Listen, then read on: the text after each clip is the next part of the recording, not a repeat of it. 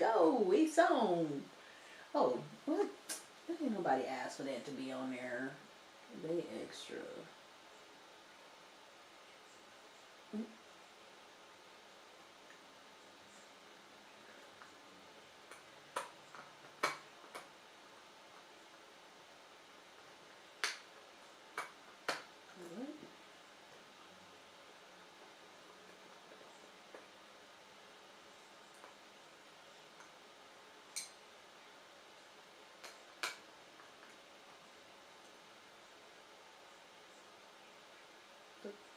The crack?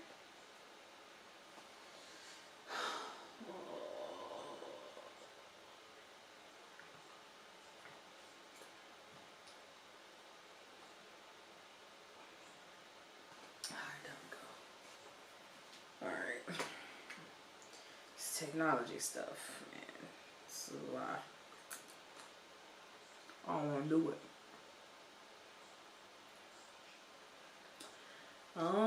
We're back online. Internet got knocked out. So, gonna continue. So, what I was saying is that now we're getting to the astrology part of it. Cause that's my comfort zone. My father gave it to me when I was younger. I don't know if that was caught. My father gave me a book on astrology. And, you know, I've been doing astrology since I was 11. So, I'll go ahead and like just, you know, give some of my perspectives on, you know, what I've learned or what I have interpreted about astrology, because astrology is interpreted in many different ways, just like any kind of other, like, spiritual knowledge. Alright, the Bible is up for interpretation. Even though they don't tell you it is. It's definitely up for interpretation. Each pastor has always, preacher or whatever, has always had personal interpretation on what the Bible means. And a lot of those scholars who put together the Bible also. And same thing with astrology. You know, I learn something new every time with like new people, with people in astrology, like with my friends that I discuss astrology with. An astrologer who's an amazing astrologer I gave my appreciations to in the Key and Legends appreciations. They do amazing astrology, period, and I suggest anybody go to them any kind of breakdown or anything, because that's who I direct. I don't consider myself an astrologer. I have knowledge on astrology, just like I have knowledge on I have some knowledge in basically all forms of spirituality, so I just pay attention to all of it. I know my own spirituality. I just spirituality. I just like to, you know, I just like to research. I like to know about all of them, all the different avenues. I'm gonna finish this first before I get talking about Capricorns. But originally, you know, I talked a little bit in the last video. I talked a little bit about Sagittarians and bluntness. And being blunt and what that like means and what that looks like.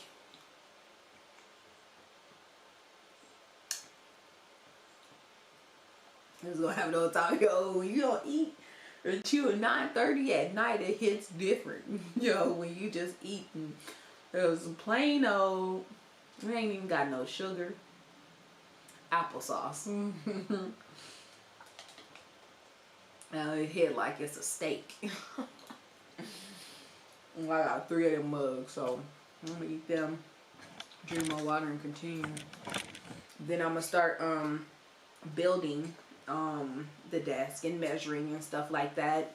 Probably play a little bit of like meditation during to decompress. I was a little hurt about what I've experienced. So I do need to meditate, just because I like to feel good, and I think that people who don't care about you don't care if you feel good. So you got to make yourself feel good and care about yourself. So that's what I'm gonna do. So I'm gonna take some time and I'm gonna meditate, and then hit up with a meditation. Like, it's like one of my favorite, that I just found this person, which I'll call out the name of what it is when I find it, because it's not their name. It's like the name of the channel, and she's just really good at guided meditations. I like guided meditations a lot, especially like when they're really good. And this one I probably put on is about judgment and how not to judge yourself.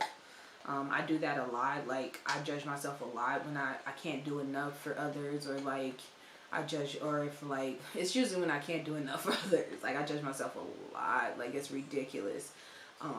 My wife always sees me do it. Like, I do, like, she like, Kayla, it ain't much more you can do, like, she sees that part of me, where I'm just sitting there judging myself and then trying to fix it. But I'm working on not doing that, and just, being like, I'm okay. People have been putting stuff on me, so because they assume I'm stronger, so I am. And that's just what it's gonna be. I'm just gonna be stronger. What can I do? I've been being stronger, so I might as well continue. But I was talking about being blunt with Sagittarians, and I said I would talk about Sag moons. I think of Sag moons experiencing a little bit more of the negative sides of like the negative characteristics of Sagittarians, which Sag Suns is it's much more it's much less like, it's much more manageable. With the Sag moon, it's much more of, since it's internalized, it's much more directly the negative ones. So like, when I would read in the only astrology book you'll ever need, it would say Sagittarians are tactless, but it would also say that what was I gonna say? Blunt, no. Clumsy. It also says that Sagittarians are clumsy. And I never experienced that. Like, I've always been very, of course I drop things and stuff like that, but these are hands of gold. So like, I'd be like, man, I be catching stuff in weird places. Play softball, definite cliche of queerness, but I be definitely like, I got the hands, I'd be like, pop, I love it too. It gives me so much joy when something like, when I'm like juggling something, I'm like pop, pop, pop, pop, and I catch it. Oh, it feels so good. It's one of my favorite things to do, is to play catch. Just catch these things over and over and over. I love it. And I don't know. You can randomly like throw something at me and I'll try to catch it. You know what I mean? So like, that's what I like to do. I don't know what that's about. But so anyway, like, clumsiness, like, I haven't seen a Sagittarius that's just a Sag Sun that is just like I would define them as clumsy. A lot of times they're very stealth, like very stealth. But maybe I'm looking at it as like where you're clumsy at. Because some people might be clumsy with like spilling things, or clumsy with like tripping. But I haven't necessarily been, it hasn't been so as apparent as a Sag moon to me. Excuse me, for how clumsy they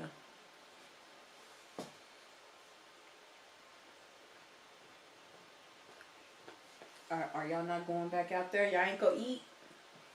You not go eat outside? You not gonna go eat, you? No? Alright, I'm gonna shut the door. Oh, then go eat. Go eat if you gonna eat. Go ahead. Go.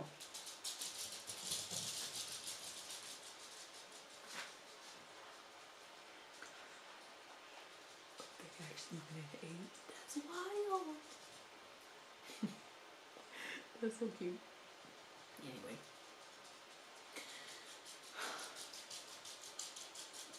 You done eating? Go eat. Chew. Go eat. You don't want to eat? Oh, okay. Mm-hmm. Oh, that's what you want? You want pets. I thought you was going to go and eat food, Chew. You not going to go eat food? Go eat, Chew. All right, here. Belly rubs then.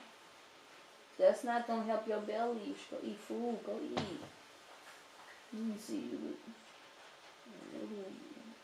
Oddish right there. Anyway, let me stop messing with my dogs.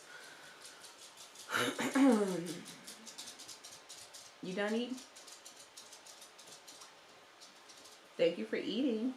Good girl, eat. Good girl, eat, Indy babe. Yeah, you did good. You did good, Indy. Yeah, good eat. Good eat. Yeah. Hey, go lay down. No, go lay down. Stay.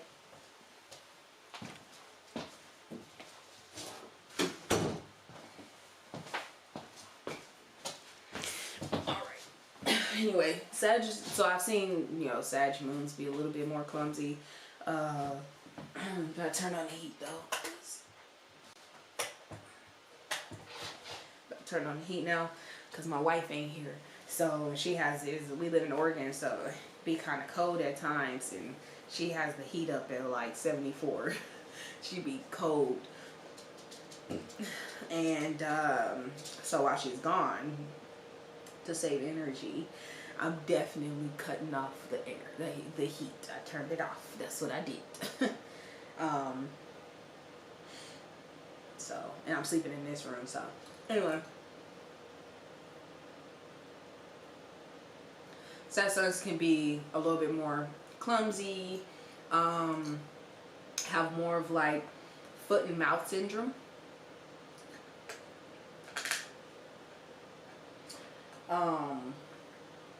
Definitely be having the foot and mouth syndrome, and they regret it. Like they have it worse, where they really regret that they said that thing. Which a lot of Sag sons, you know, when they deliver truth, it's, you know, they don't regret it because it's the truth. Like, you rationalize it basically. A Sag will rationalize their truth real quick. A Sag son will rationalize that truth. Well, when it comes to your internal being, your internal emotions, Sagittarians don't necessarily, that's not really a feeling error. How do I explain this? Sagittarians skip over feelings. So when you go to a feeling, when you are experiencing something that's about your mood and internal things like the moon, then not gonna, it's not, your feelings are not about truth, you know. Your feelings are about honesty. Are you honest about your feelings or not? And truth and honesty are not mutually exclusive. So you can be honest about your feelings. That doesn't mean that that's the truth of the situation. And so when it comes to being a Sag moon, you can be honest, but you can't, I mean, you can be honest, but the fact that you are honest about feelings, it's not gonna always hold up as holding weight. That's just from a societal standpoint though, but it's not gonna hold weight as much, because it's like, You know, it's your feelings. It's your honesty about it. And that doesn't mean that that's that other person's feelings or the other person's honesty. And so when you deliver something really harsh and then you think about it later as a Sag moon, it's really going to weigh in on you a lot more than it does a Sag moon. You're really going to be feeling it like, oh my God, when I say that, you know, because we have that initial panic like, dang, I said something wild. For some, like, you really say something wild, or you know it was something that you intentionally put out there to hurt someone. You might, if you're a good person, you could consider it. Like, you'll consider it like, dang. But it's the truth. You know, it's the truth. I don't know what to do with that. It was the truth in the moment. How I delivered it probably wasn't great, but it was my truth in that moment. So, you know, it's whatever. But a Sag moon experiences that a lot more of the verbal regret, or the after conversation regret, basically. So Sag moons experience that, and a lot more of like the negative aspects, clumsiness, not being tactful. You know, they can really experience a lot of that. But from a caring standpoint, so it's a real internal struggle. Feel sorry for a Sag moon, because you can't just go about it not caring. That's what I want to say. I said I'd bring up Sag moons. But now, since it's Cap season, I'm a Cap stellium, so, you know, I struggle. I'm constantly trying to be my best self. And that's, I'm always trying to change myself. I have to be careful when I change myself for people, because as a first house Capricorn stellium, a lot of times you change yourself for 7th house Cancer stuff. So say you connect with somebody, say my wife. I connect with my wife, and I am a toxic person when we first start out and all that, and so I change myself so that I can be a more worthy person to be around her. So I just go and I just do the work necessary to be my best self with her. And it's a lot of things. Like, it is a mountain of its own. And so, like, that 7th house will be where I direct a lot of that self-improvement through reflection of how I experience partnerships and close relationships when it comes to getting the information to change myself. So getting the experience that I do need to change myself is usually connected to the people that I want to change myself for. So that's how Capricorn works out for me. I usually, like, always trying to fix, be like, yo, it takes a long time too. It's like a forever journey. Just trying to be your best self, you know, like, just trying to be your best self, just trying not to be abusive, trying to deprogram, all that stuff. It's a lot of work. It's not, and it's constant, you know, it's a constant job. But as a Cap stellium, you know, it's a mountain that I'm constantly gonna try to climb, and I have to be careful with not over changing, because then I will forget who I am. So I can't change for everybody, and that's a whole lesson that has to be learned, you know, at that during the time you need to learn it. So I learned that, like, I can't change for everybody. I was changing literally for everybody. So I was like, oh, okay, then I gotta be better. I gotta be, instead of just accepting that maybe I'm not better in this moment, and it's okay. And the people who will make me better will pop up in there, and we'll just be better together. You know, so anyway. Oh, let me do this. Alright. Capricorn's key phrase is I use. A lot of people are, a lot of Capricorns are kind of turned off by this key phrase.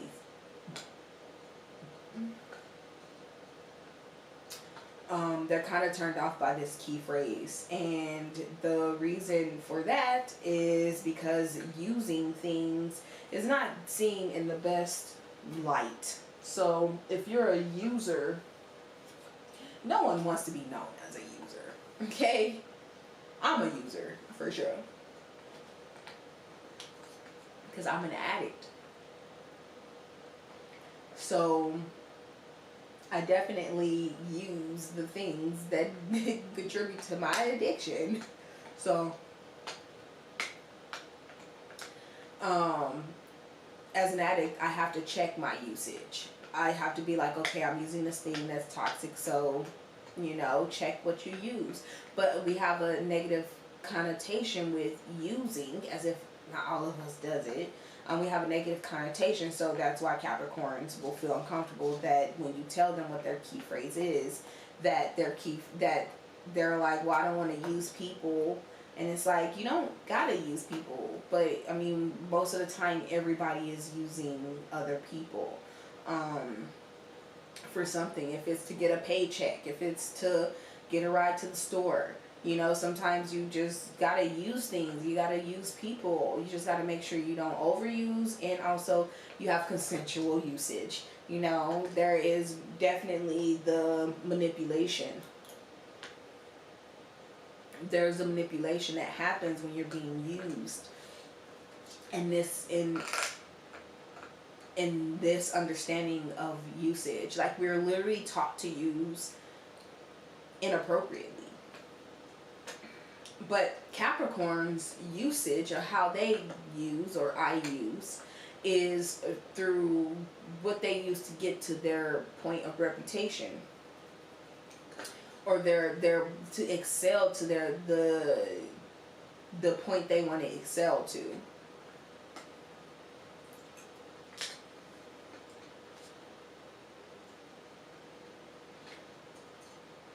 So when they are using things, they are using them in an efficient way to get them to the place, and they make it look easy, but it's not easy to coast that line of using. I've seen certain Capricorns who will use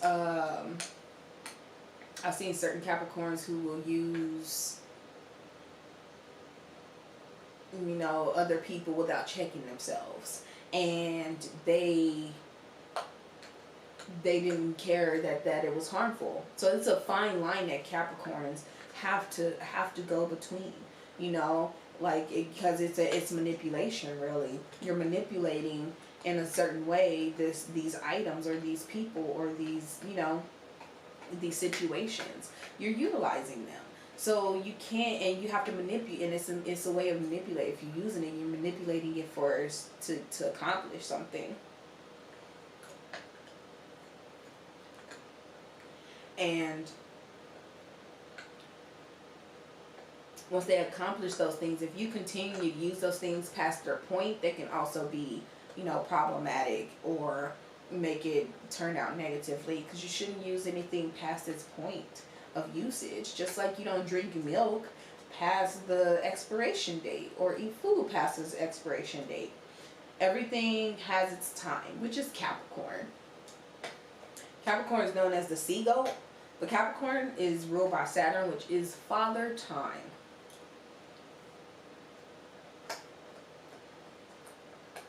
Saturn is the planet of discipline and challenges. And then we usually discipline to have more time to do the things we want to do, right? So we discipline and we challenge ourselves to do better. You know, it's interesting that most people make their New Year's resolutions in Cap season. Yet they talk about all the things that they're going to use to do better for the next year, or the things they want to accomplish in the next year. So they're thinking about the things that they're going to, or not, and then not thinking about the things they need to use to get to that point. It's just like, I think this is the perfect energy to get to that point, because you can start looking at the things that you use to get the results that you want. Not actually starting it right now. Don't start the New Year's resolution right now, because that you're gonna burn out. You already been doing holiday stuff and going to stress of like being around family and COVID and all of that stuff. The stress of all of those things. And then you want to go and try to put more stress on your body. No, man, you need to go and find out what your body needs before.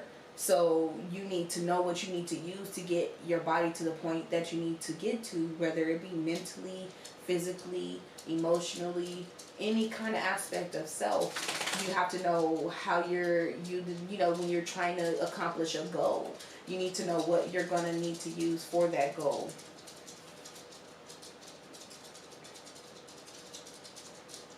Excuse the click clacking. My dogs are their nose is kind of long right now. I can't find the clippers. But anyway, so it's all about figuring out for the cap season. Figure out what it is you need. I'm not saying to do anything. Just make a list of all the things you need to accomplish that goal, and what that realistically looks like. The things that you need to use in particular. So these are things you're like, look, I need to use this partnership. I want to connect with this person, and I want to use our partnership to accomplish something. That's where I'm at. I'm like, look, I want to connect with these people, and I want to use this partnership to make a great thing. Like, I want to partner with people. So I have to work on my internal self and use that work so that I'm not bringing my toxic self into the experience with this other person when we're trying to build, not just for ourselves, for a larger community. Because as an entrepreneur, you are not just like, I'm not just trying to make a position for me to be supported. I'm trying to make a position so that everybody, that I can give jobs to people, all this stuff. Like, that's always my main focus. So you got to know what it is that you're using to get to those goals, what to help you accomplish these things, and what to help you get to what to help you get to the position that you need to get to. Position, that's another one. That's they always say reputation, but it's actually about your position too. Capricorn is the 10th house, which is at the top of astrology. It's the utmost midheaven connection. Midheaven position. Did I say position? Anyway, it's at the highest position of the chart. So it's at that 12 o'clock position, and that 12 o'clock position means that Capricorn is there for status, for that position. It's at the highest position. They can't help but get to that position. So the 10th house is the midheaven. So a lot of people's, the jobs and stuff that they want to accomplish and stuff are there. Capricorns are very much a lot of the suit and tie entrepreneurs, business people. Those people who, like definitely suit and ties. Looking very distinguished and in position.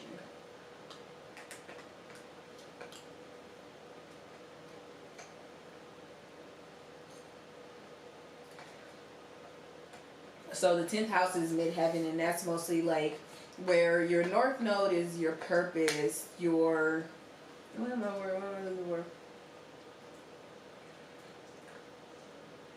your 10th house is reputation, but also like your career. So midheaven is like really focusing on like what part of your career or where you would do best in your career, where you would flourish in your career. Some people have planets there, some people don't. Doesn't mean you don't have a career. It just means that your career is in a different aspect of the chart. So it's possible, like, It could be any other house, and you can have basically a job can be in any house. But the midheaven in particular tells like what career you might feel good in, and then when you go and apply those skills, you're probably using the other skills that have planets elsewhere. If you don't have planets in there, you're probably using your skills from the other area to accomplish that. You don't need any planets there to accomplish your midheaven. That's basically what that means. Like, you don't need no planets there to accomplish it. You have all this other stuff that accomplish it just fine. And people who have it there are just a little bit more focused. It has a little bit more energy focused in that area. People who are like dominant there though, who are like, they got major planets there, like Venus or Jupiter. These are people who are going to accomplish great feats that are very apparent to the rest of society. They're going to be seen as a very high status society person, and a lot of people have, you know, huge 10th house settings. But that doesn't mean like all famous people are, you know, 10th house dominant or anything like that. Some of them are stelliums. This is weird stuff in your chart. Weird stuff can be in your chart. Basically, like what that is. Like, weird stuff can be in your chart. And then you can still use energy from any house that you don't have planets in. It just means that you already have that energy in combination somewhere else. I'm gonna bring a little bit of of tarot into it, just a little bit of the knowledge I have, because I'm not a reader. It's not who I am. I am a teacher. That's all I want to be, is teach, and I'm hoping to, you know, teach other black people anything they come to me, you know, any knowledge that I can give to black people. Like, that's what I want to do. So I want to teach. I want to directly teach. So I like directly teach the community I want to teach. So I'm specified. I want to specifically teach. That's what I was looking for. I want to specifically teach. Specify in this particular area. So like all ages, black knowledge, basically. So yeah, that's what I want to do, is want to teach. So I'm not a tarot reader. I can tarot read for you, but that's not where my skills are best laid. You know, I can do it for you. If you want to do some counseling or something like that, then and use tarot, I can definitely do that. If you want to learn more about this, I can definitely do that. Or astrology or whatever, I can definitely do that. I got the knowledge, but that's not my primary focus. My primary focus is deprogramming from a society and creating, deprogram from this society, creating our own society, and making sure that we have knowledge and education that supports, you know, that evolution into, you know, archiving our own knowledge for each other. So that aside, so when I teach, so I don't do tarot, but for this particular situation, Capricorn is and tarot is the devil card, and as just like the I use, it makes people uncomfortable. If someone says they're Capricorn, it makes them uncomfortable. And if it makes people who are maybe Christians feel uncomfortable that there's a devil card in tarot, and then also that it correlates with the Capricorn in astrology, so they're both damned. So like some people might feel that way. But what it really is the devil is talking about desires, and how those desires, you know, are connected to addictions and just all around things that are negative to um, negative to our experiences, and like, you know, any kind of addictions that are negative, that we have to combat, that we, you know, have to fight off. No Name was like, you know, what did No Name say? No Name said, I think she said, the devil only chased me when I, oh, my devil only chased me when I called him back, or my devil only chased me when I call her back. And that is the truest statement. It's all about what devil's chasing you. You know, what are your temptations, and what is it that you're struggling to be disciplined in, that's challenging you. So these things is what that is really pointing out.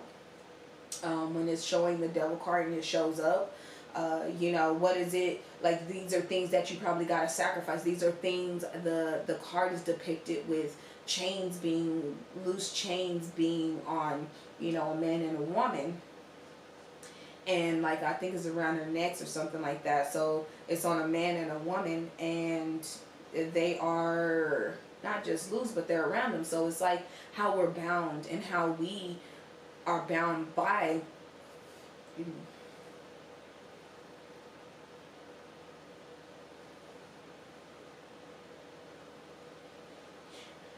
how we are bound by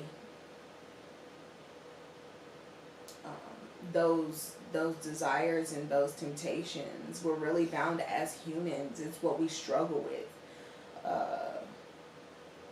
So that's basically what the devil card is. It's just all about the things that you got to be disciplined in. You know, Capricorns are disciplined. They disciplined to get to the thing. They'll sacrifice something. They need to sacrifice it. If it comes to their attention and it's preventing them from getting to where they need to get, they're going to stop it. They need to get somewhere. They got a place to go. You know what I mean? That's where their resources are. So they are going to climb that mountain from the sea. They are sea goats. Which is interesting.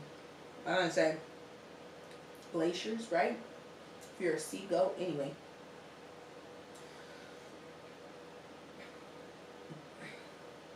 So that card is, you know, given a negative connotation. It's not saying that it's negative or positive. It's just saying that you got to be honest about what it is you're facing, and when you are trying to accomplish something, you got to be realistic of what you're accomplishing it with. So you're going to have your baggage and the things that weigh you down, and you need to acknowledge, like, okay, I got to let this go. I can no longer use this. So I got to let that go. It's weighing me down. It's knocking me off balance. If that's an addiction, then you be like, look, this is knocking me off balance. It's too weightful, and you do the work to get through that. If it's like the lack of having a place to stay, and then you, a Capricorn, would see what's necessary to be used to get there, to get to a place where they feel like they have their own space.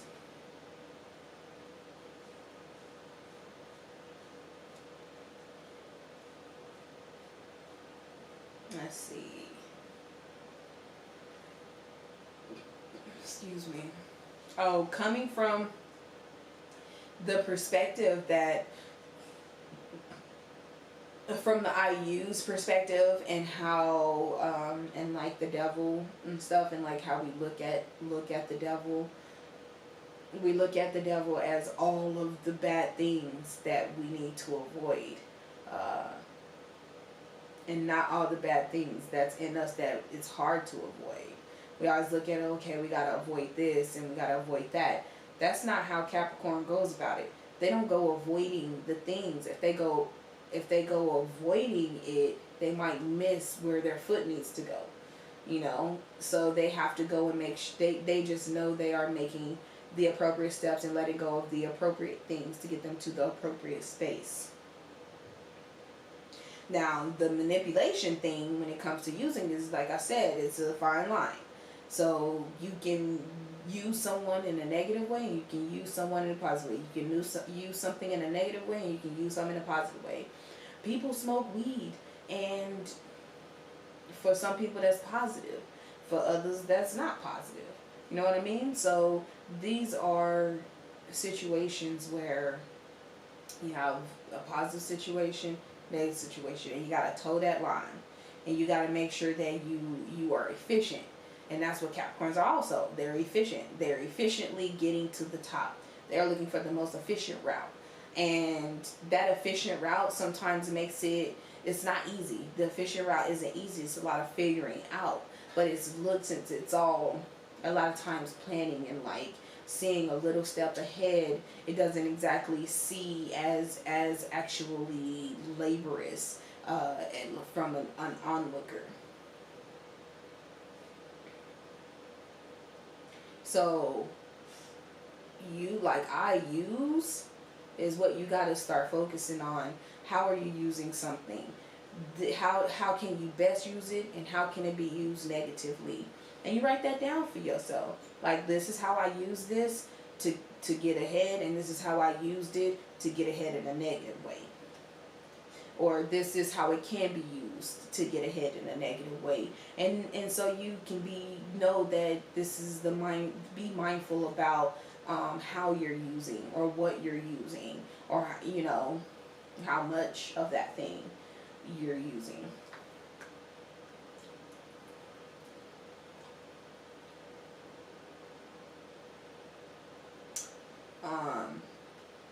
Moving on. Whew. I don't know why I'm getting full off of this. What's the name?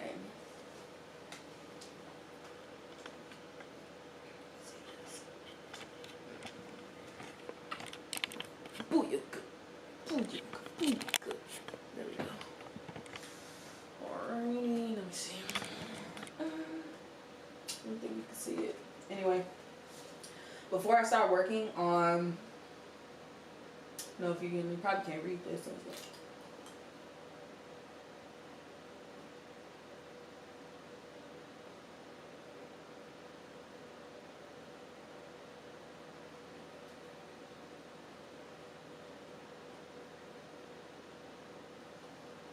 Oh, probably you can't see it. I didn't write it big because it's just notes for me.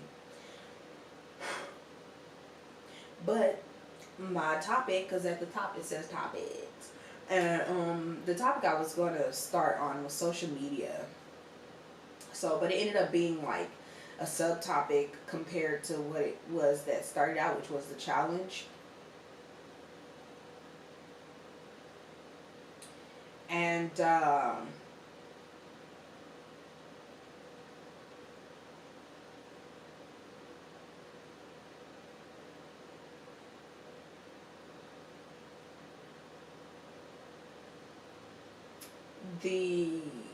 the thing I want to talk about, is social media. So why I started this filibuster, I've explained a couple of times, was because I was saying I had a lot to say, had a lot of knowledge to offer, but not just that, like I had a lot of people that I wanted to talk to. So I was like, how do I do this? Talk to them as a whole. But also I always had like an affinity for the filibuster. I always liked it. I always, not like that what it was doing or anything like that, but I always liked it. Like the concept of kind of just, just sitting there giving a bunch of knowledge. But the more how I want to utilize this is more like a lecture. So like they always use it to, stop forward movement when it comes to laws and stuff like that. They almost stopped the civil rights law. I think that the first filibuster that was against it did stop it. And so I wanted to like utilize that to where, it's specifically directed. So really this filibuster is not directed at black people.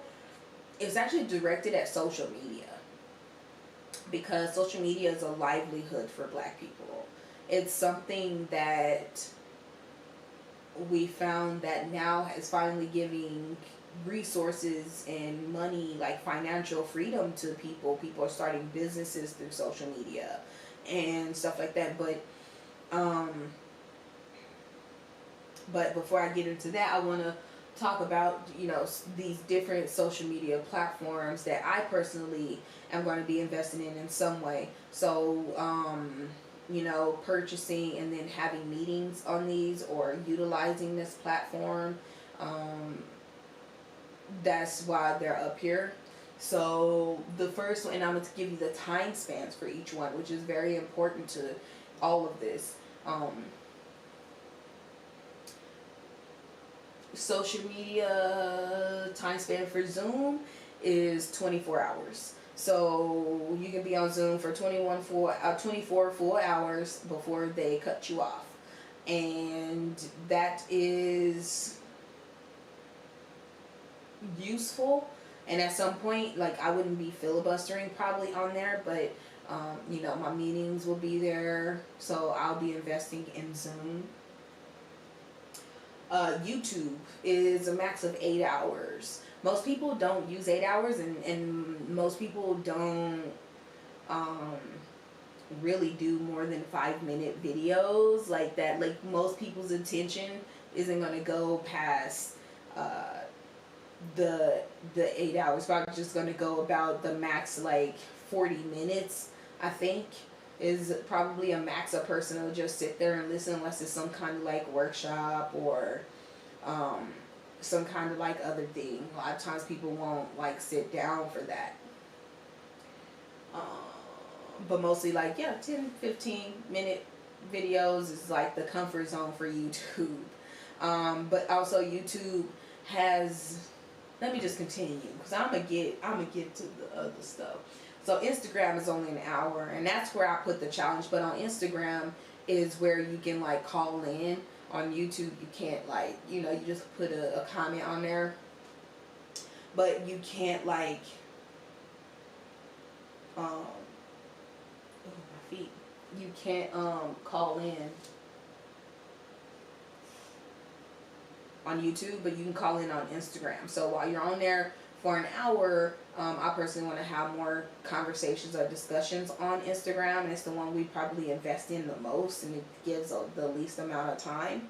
But that's because of the specific type of platform it is, and you know, it comes up off of pictures and like basically logos and stuff. So, and a lot of people get financial support through sponsors and different things like that. While YouTube, you're getting sponsors from like commercials and all that. Like, you get money from commercials, and not so much sponsors. So Instagram is there for an hour. That's the max amount on their live. I think their reels are 15 minutes. And then Twitch, which I haven't used yet, but I do plan to use Twitch if it really gets down to like it's really hard to be on YouTube. So Twitch goes for 48 hours, which is the max, even more than Zoom. And so I haven't done any real investment in that. I don't know if I will. That's kind of the one that's like the most distanced one. I think it would be mostly for people who want to dedicate their lives to social media, and that's not what I'm looking for. This is a means to an end. Hopefully I can move on from this, but I know regardless I'm moving on from this because of the topics that I'm going to talk about later. But it's 48 hours. It's 48 hours for Twitch. You want me to cut it off, Chew? I'll cut off the heat. There. There, I turned it off. I should bring out some water and food in here. I will. I'll go get it in a minute and bring it in here so you can eat and drink.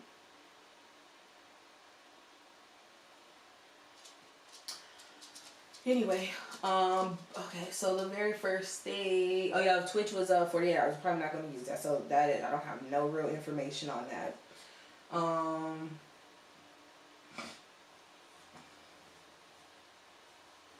Burnout. I watched this one video which really brought it to my attention on the real dangers of social media burnout and how that could be negative to the Black community. Because coming from a community where we overwork ourselves and usually overwork ourselves for the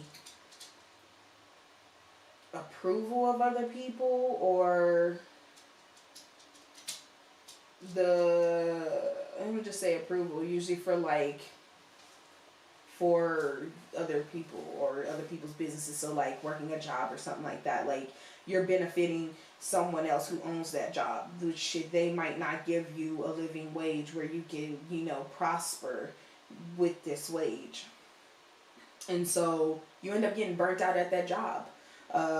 My mom works in apartments, and so that is a moment of burnout. I always watch her go through moments of burnout, and to me it's really sad because she's a really great worker. She's an amazing worker. She's much more valuable than they make her out to be, and or they pay her for, or she's worth. They definitely don't pay her what she's worth. And she is meal number 3. I'm gonna drink some water first. You gonna lick this? You wanna lick it? Here. You wanna try? Look. You get it? Get it right there. That's applesauce. You like it? Nice. Searchable. Try it. Applesauce. You like that? Yeah. Okay. Let me give y'all these other pieces then too.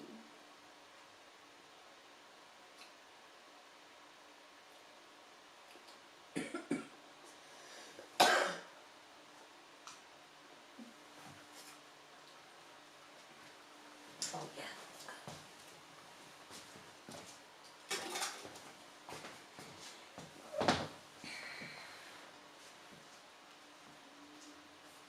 Did you steal us here, Chew? There's yours indeed, John.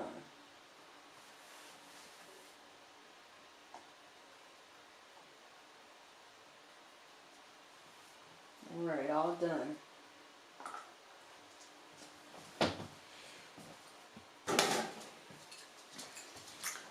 Anyway.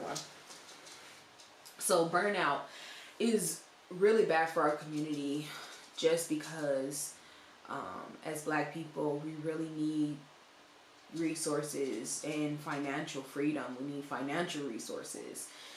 And so at this point in time, the way that social media is just doesn't have as many barriers for Black people as it was with like becoming entrepreneurs before.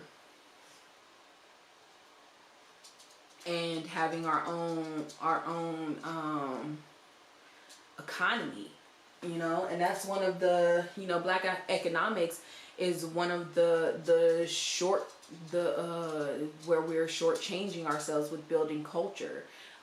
Building Black culture is Black economics. We don't really have an economy that's independent of, that we prioritize, that's independent of the white economy that was created, not with us in mind. So we don't really benefit from it long term or sustainably. Could you go lay down?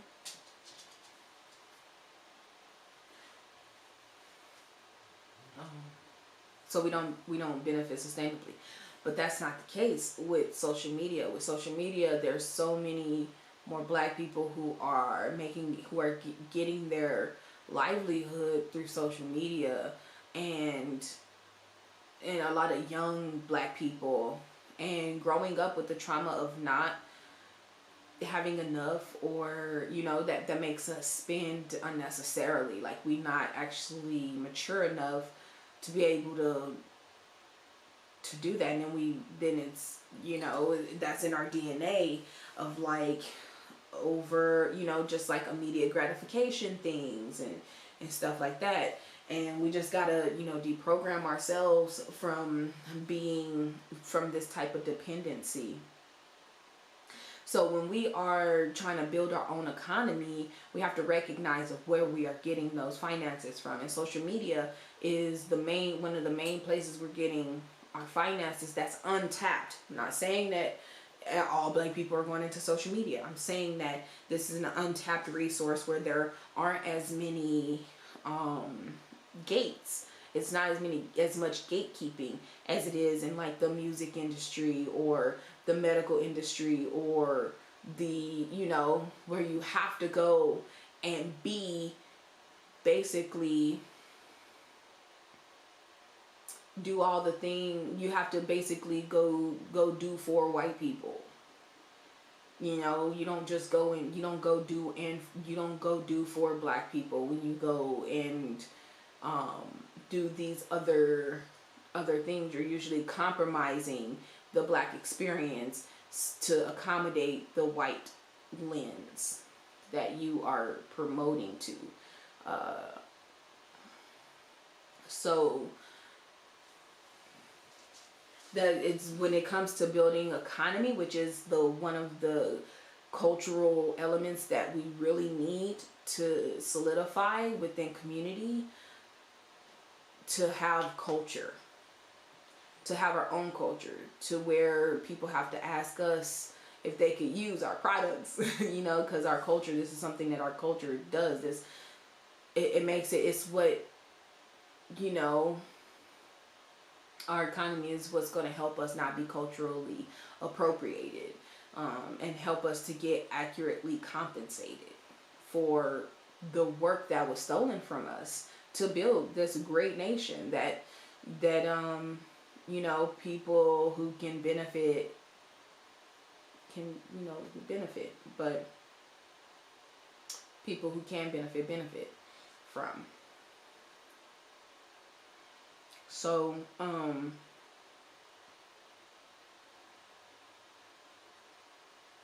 so when it comes to social media and the Black Death,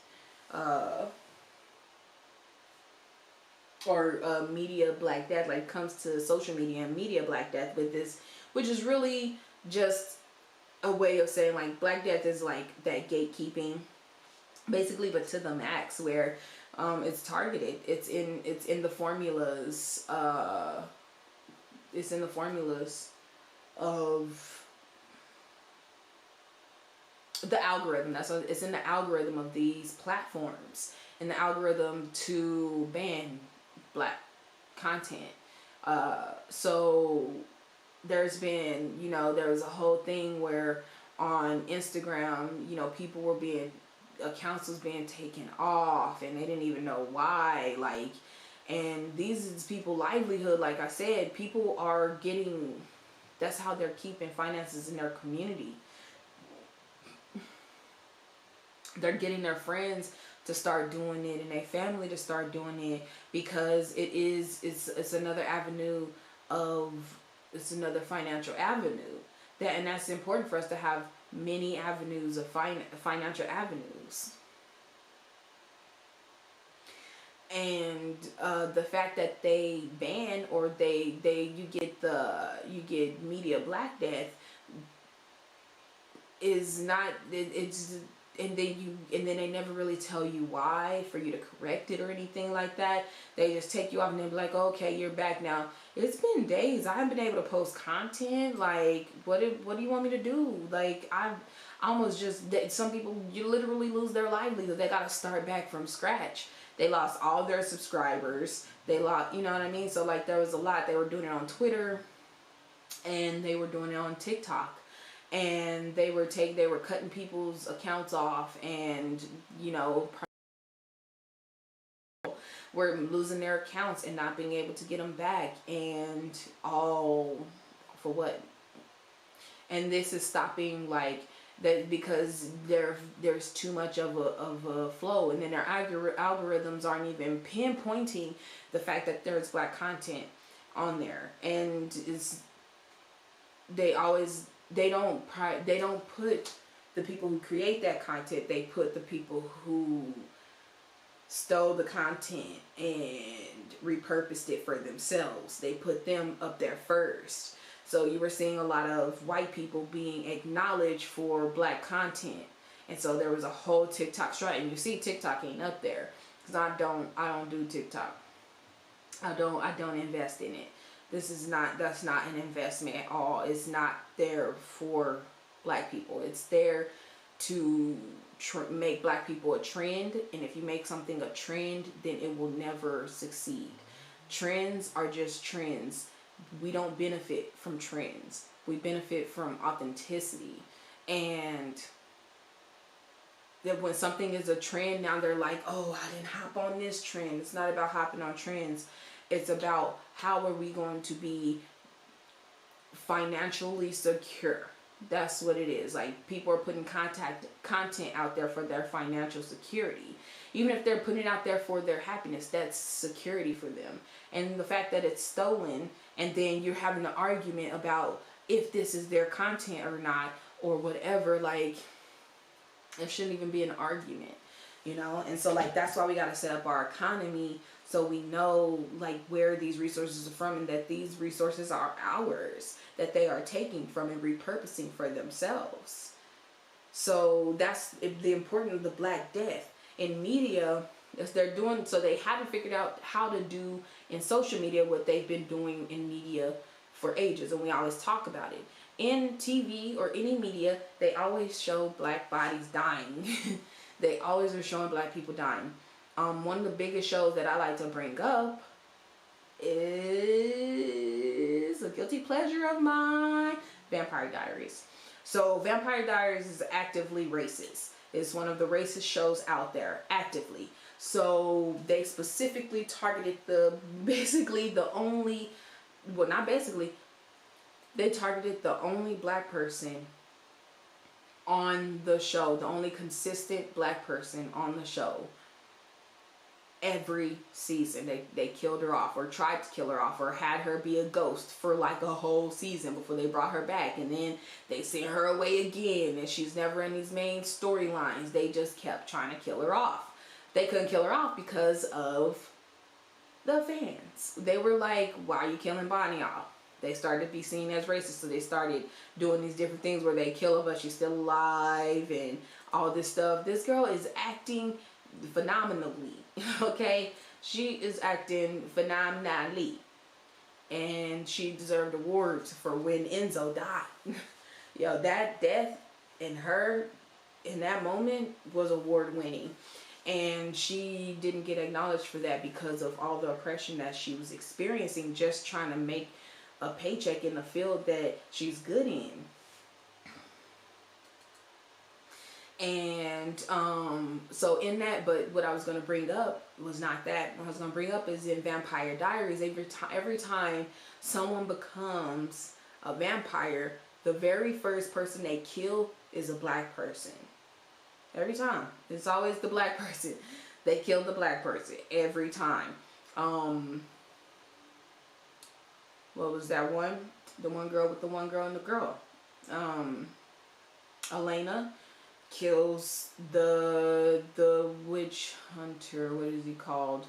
The hunter. Kills the hunter. Who's a black man. Then before that, Caroline, I think her name is, killed a black man when she was a baby vampire. When she first became a vampire, I guess she had like a crush on him or something like that. And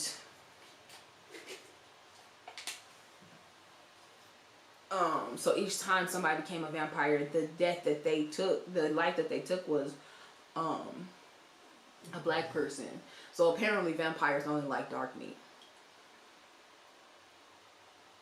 But that's exactly like what Black Death is. Media Black Death is you know, killing the black person because you have to kill someone. So of course, you know, kill the black person. And then we are salted as black people, always seeing ourselves be killed. That gets internalized and we go out and kill ourselves. And it's all in television. We don't see our worth and our value because we can't even make it through a show without seeing our bodies be killed off. Now things have changed because the trend is to not do that now. But when that trend ends, you gotta have resources so that it doesn't go back to what it was. They're getting money off the trend of queerness and blackness right now. I swear all the lesbian movies are coming out. All of the black shows is coming out now. There's like all these black shows talking about all these black experiences. And I want to be happy for it, but I have watched TV and what the process and the formula of media Black Death is that they always send black people in as the closers. So when they trying to close stuff down, they send a black person in. Example, Criminal Minds. They sent the black woman that they sent in to replace Morgan on Criminal Minds is the same woman that they put on Friends on the last episode, on the last season. The one, her name was Charlie on there, and they put her on Criminal Minds. She's the black closer. They put her on there and she goes and closes down the show. That is her, that's what they use her for. It's not to really show all that. Now that's like the same thing as being typecast as like a ditzy person or a serious person or a killer. It's the same thing when you're a closer. They stereotype you to close down the show as the closer. So it gives the facade. It gives the facade as if things are improving, but in actuality, it's remaining the same. It's not improving. That's exactly what was happening. They always brought black people in to come and close it down, because then they have like, oh, we can close it down. Now we don't have the funds for it, so it's not enough to keep it running, or we just don't let this go. And you know, they'll say, oh, this show wasn't getting enough support, but a lot of times it's not just about the support. It's a lot of times about the promotion and promoting. Sometimes it's about the promotion of it, because things that are promoted more, they get enough money to be able to support. They get enough. I've seen some of the trashiest things get promoted with high capacity. Like they promoted it with all kinds of strength, and it was a waste of my time. I was like, damn, that's messed up. I spent a lot of time on this 2-hour movie that they promoted like this, and it wasn't even good. But it got promoted in every scene, regardless of how good that was, critically acclaimed. Everybody on there got paid appropriately. You always hear about, you know, movies being shortchanged that are really good, and that's not even on a black level. That's just on a level of, like, on a money level. There's just certain things they don't want to give money to. It might be saying too much, or it might not fit the formula like they wanted to, of like something that they wanted to fit. I don't know. But either way, that's what's usually done. It's not the promotion of those things that have black people in there. It's not big. I've seen, that's why there is a difference between black cinema and regular cinema. Like, there is a certain thing is like black movies and non-black movies. That's kind of how that category is. I think someone was like, there isn't a such thing as black cinema. Like, it's all just cinema. No, it's not, because black cinema is not getting promoted in the same way, because black cinema isn't showing that black people can be killed off the show or killed off the movie completely. They're showing where there's going to be a black person that's going to be living throughout. Even if a black person does die in a movie, there is enough amount of black people who live in the movie, and they have one token black person in the movie, and that token black person dies or gets kicked off the show, to where if there's 2 black people, there's 1 leaving. It can't be 2 black people there. Example, New Girl. They had Coach and Winston, and they had Coach there first. Then they had just Winston because Coach left. Then Coach comes back and it's Winston and Coach. Then it's just Winston again. But did they do that with Schmidt or Nick? No, they didn't. They kept it going. They kept them there. They kept them getting a paycheck. Now, I know this other person was doing other things. It's not what I'm pointing out. I'm pointing out the fact that it's easy to do those other things because they always have that formula that you can't have more, like you have a bunch of black people in it. There's, look, somebody gotta die and it needs to be one. We'll let you live, but you gotta know who you gotta kill. And it's gotta be that person. So which one of y'all gonna kill who, basically? Who's gonna take it?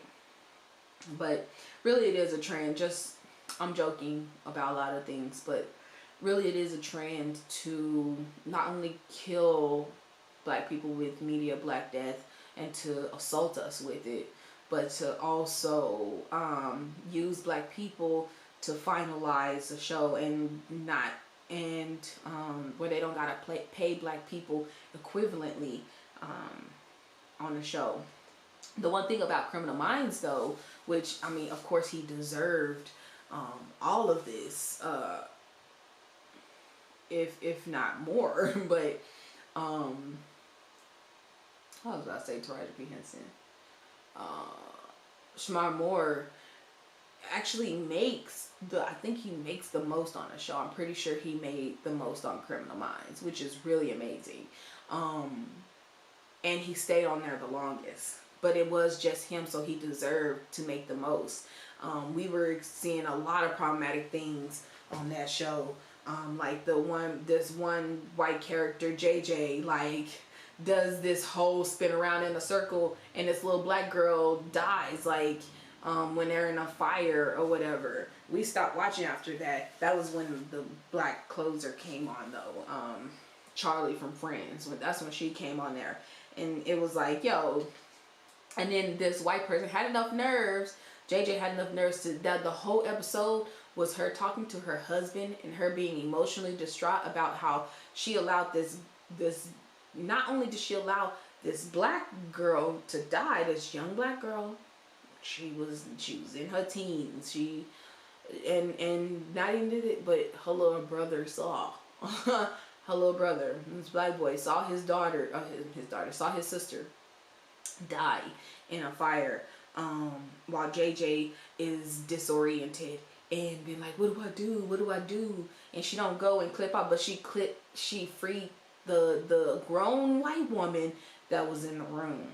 So there was things like that the show did, like that, and that's a formula that's repeated. Okay, it's a part of the whole algorithm also. It's a continuous formula. So this formula that you are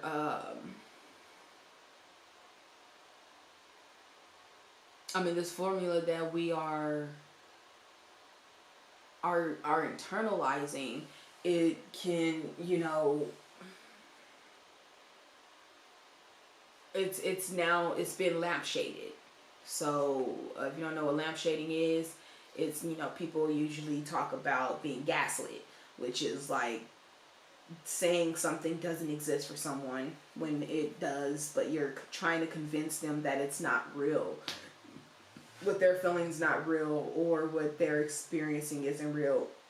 But with lampshading,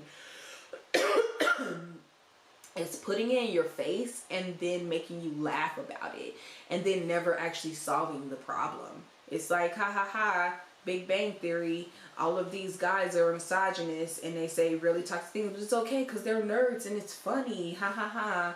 No, it's lampshading, where you are not solving that people who are intelligent are also misogynistic. And so that's neither here nor there. But the fact that media Black Death could affect us in social media, that's the goal. The goal is to get the formula to fit that. For the formula in social media to fit that Black people can't benefit at all. If they do benefit, that means it needs to end. So media Black Death is not helpful, in which many people have experienced media Black Death on social media. So many. It was just, it's a pandemic all on its own while we're experiencing pandemics. It's like, as a Black person, you're experiencing a pandemic inside of a pandemic inside of a pandemic. You know, so you just are resilient. That's all you know what to do. Like, look, it's always pandemic life out here. You know, the lights was always out. There was always tornadoes. We didn't have no money to fix no house. There's all kinds of pandemics that we experience.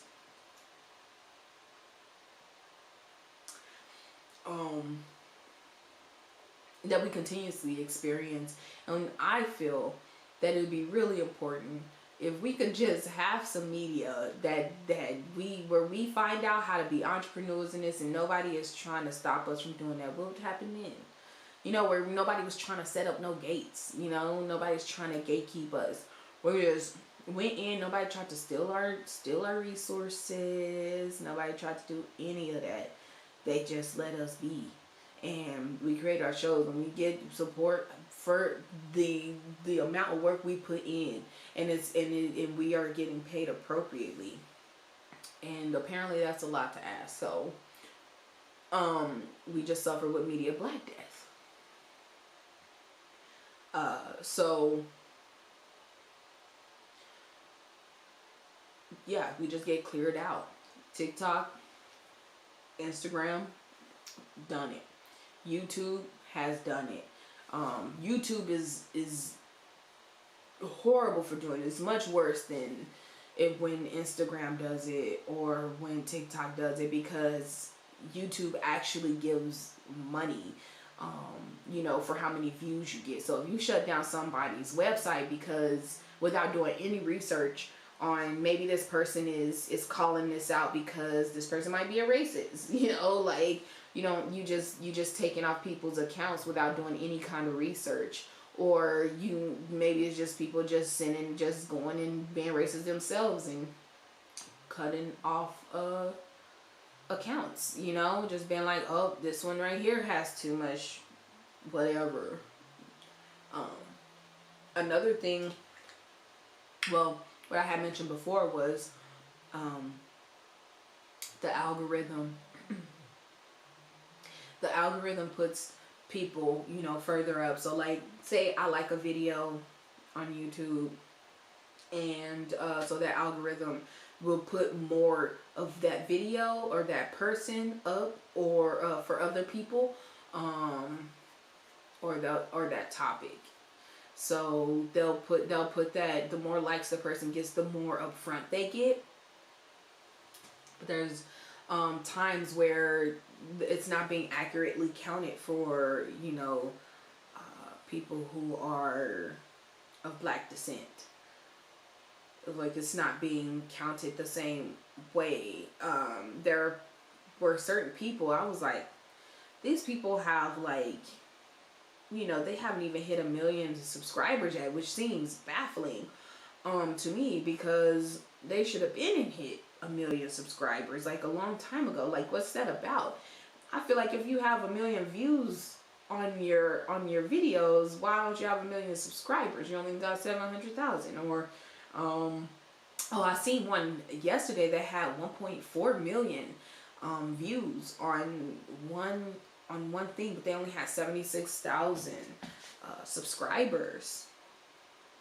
And I don't know what that's about, but it's something. And people are asking a question, but no one's willing to do the research or acknowledgement. Then they'll have to be like, okay, now we actually gotta, you know, do something about it. Then when you do bring it up, like on TikTok, then you just get gaslit. I swear, about the dances on TikTok, there was so much gaslighting that was happening. I was like, oh my God. I'm so glad I don't use TikTok. And like, this white person made a dance, and then other black people started, you know, doing it as like making fun or whatever, and she was like, this is mine. Girl, the moves you did was exactly the moves that this black person did. I was like, girl, you literally used just because you arranged it differently did not mean that those weren't the same moves. Like, you just did an arrangement. You did not make this dance. You arranged for your rhythm. But she had enough nerve to call out that black people were calling her out for making a dance. And she's like, now y'all are stealing. Ain't nobody stealing. We making fun of. We roasting. Because you sitting up there, it was not that great. It's not worth stealing. And it's moves that all of these damn TikTokers, these same TikTokers keep doing. I swear, I'm like, ain't that the same move? Like, I don't know. Patrick Cloud was right. Maybe I should steer clear of the jerk. Because damaging. No, but for real though.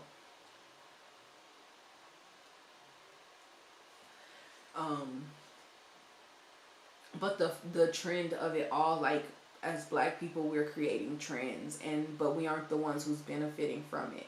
And that's the problem with social media. Like, with social media, we're creating a lot of these trends that people are doing, and we've always been the trend creators. And once you stop creating that trend, people went crazy. So, like, it took a while for that one white girl to get on TikTok and start doing her dance, because they were waiting for black people to come and do their dance. They started doing some stupid dance and started getting made fun of. Then they started, you know, being like, oh, we support and stuff like that, or something like, we support and this, blah, blah, blah, blah. But, they still, like, we're trendsetters, so they still, like, waiting on us to make the trend for us to move forward. And that's why this right here, this content that I'm making, this content on here is not for white consumption at all. It's hashtag not for white consumption, for the simple fact that, you know, white people consume us, and they don't. They consume and benefit off of us, but they don't give back to our community. Why would they have to? They have their own community to support and prioritize. And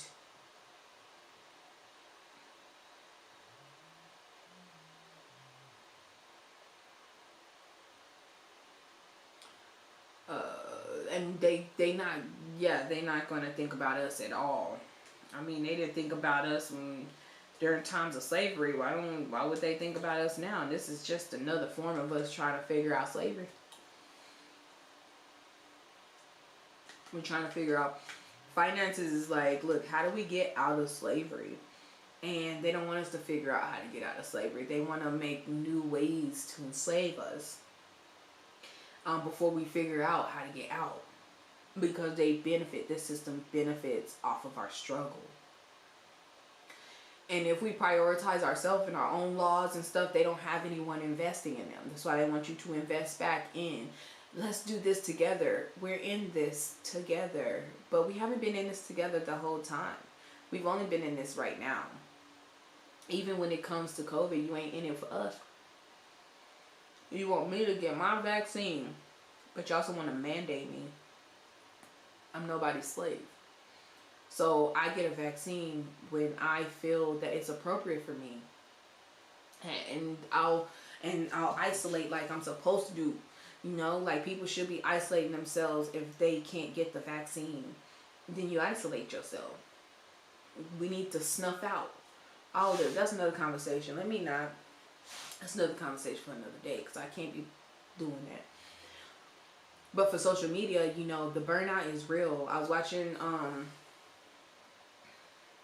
the Black Death is a formula. Media Black Death is a formula that is still trying to be incorporated into social media, because it's an untapped financial resource for black people. But when it comes to burnout, I was watching which is, like I was saying, is really important for Black people, like not to get burnt out, because we usually, you know, are always pushing ourselves to the max. So we're going to do a lot of work before burnout actually happens, or before we recognize that we're burning out. And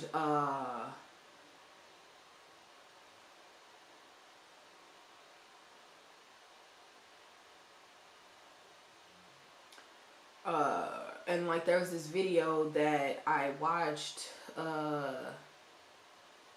about social media burnout, and you know, excuse me, it was this guy. He was like, oh yeah, at first I was making content that I really like to make, and like but I wasn't getting no views. And then I did this one about the whatever, and then I blew up. So then I had to start doing all my videos to stay at that level. I had to do videos off of the same type of videos as I did for when I blew up. And so I was no longer doing the videos that I wanted to do. So that made me feel good.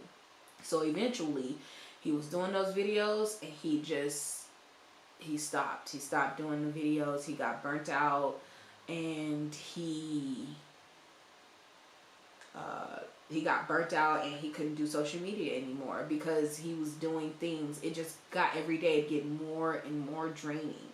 And that's how it really is. Like eventually you only want to do if the content you blew up on is not one that you love and enjoy, which most of the time that's not what's going to happen, then you can burn out a lot quicker. And that's something that we need to understand in our community, so that we don't burn out, so that we can find appropriate resources to prevent from burnout. So that we can continue, or each, like the person who's doing that, can continue to have financial stability while they are also doing all of these other things, also doing all the other things that they love to do. So we need to, you know, just, that's something that needs to be looked more into when it comes to building an economy, is the burnout, how to prevent burnout, and how to give the right resources, like for mental health, when it comes to burnout.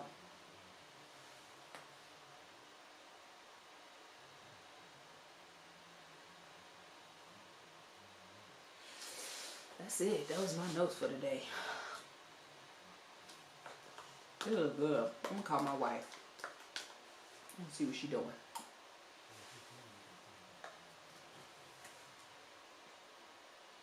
Oh, wait a second. It's 11:01 on 1/11. So on January 11th, that's 111. Oh yeah, that was the other thing. 111. Oh, I didn't pull it up on here.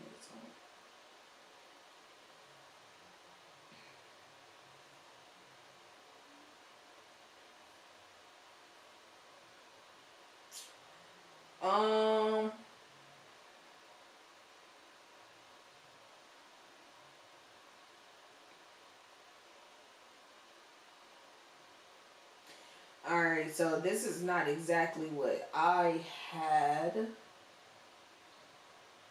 in mind, but I can find the one that I want to do. But angel number 111, which is today, in numerology, it represents abundance and the ability to bring one's desires to fruition. The distinctiveness, independence, determination, as well as awareness that this number embodies are all key aspects of its broader symbolic meaning. And that was from ipublishing.co, but I always go to Trusted Tarot,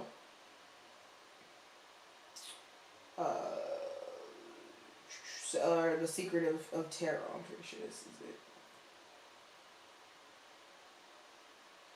Yeah.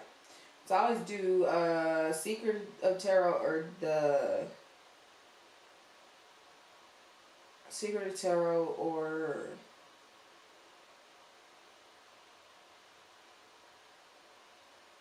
I think they're both. I think it's called Secret Tarot. Anyway, Trusted Tarot. So,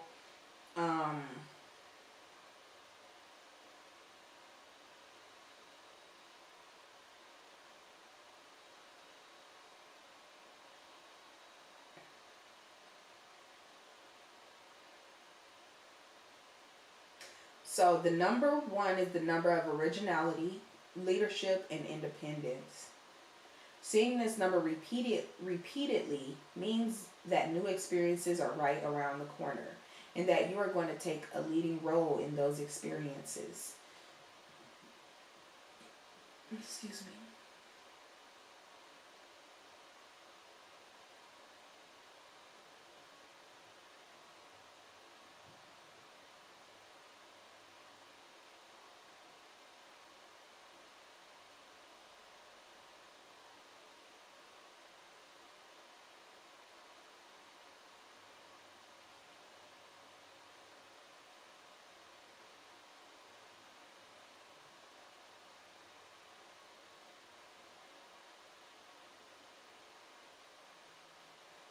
So seeing 1-1 repeatedly is in various daily instances can also mean that you are ready to start something new. Is this matching your current life context and goals? Such changes can be starting a new job, a new relationship, having a baby, moving into a new place to live, and so on.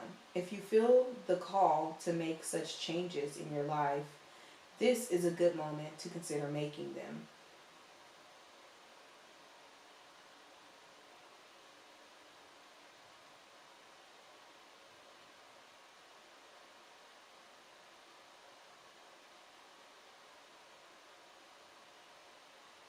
And it also means like co-creating with the universe or with spirit, you know, your ascended masters or whatever.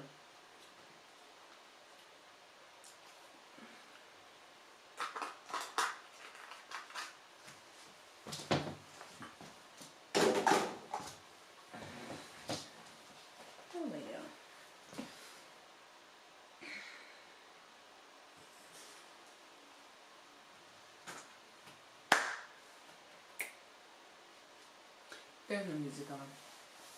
I'll put some on.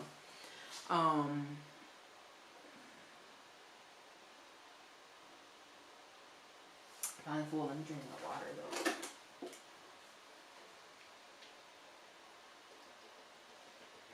though. Stay hydrated. So after I call my wife, you know, this is going on. It's 11. As soon as it hits midnight though, oof. Oh, whoa. Whoa.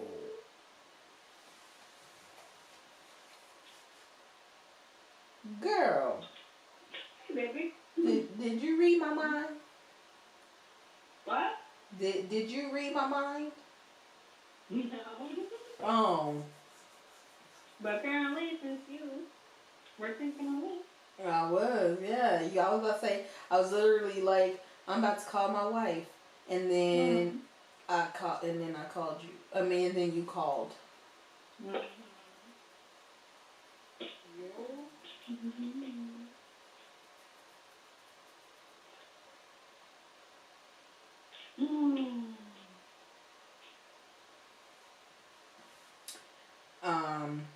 What's up? How was it? It's alright. I definitely had an emotional breakdown. During? Yep. In front of everybody? Oh no. Let me take a second off of here then. Let me move away from the live. I gotta go to the bathroom anyway. I've been drinking water. I haven't drank a whole gallon. I definitely have only drank like a few cups, but yeah, still gotta pee. No, it's still, I mean, it's not far from the top though. I couldn't even drink a quarter or a third. Probably like a fifth. So go ahead with my stalker dogs.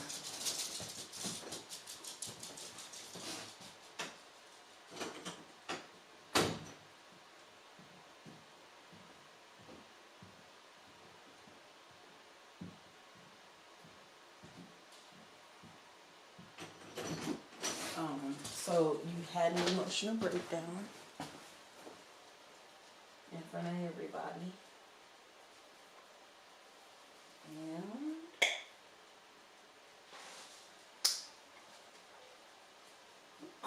oh, that's the takeaway. Nice. That's very important.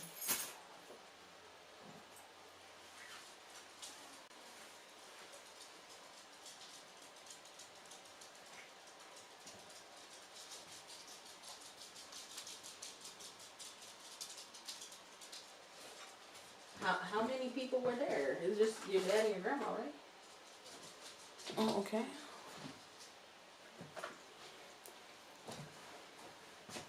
But I mean, we didn't expect your grandma to come, right? Okay. Cause she's older, so I figured.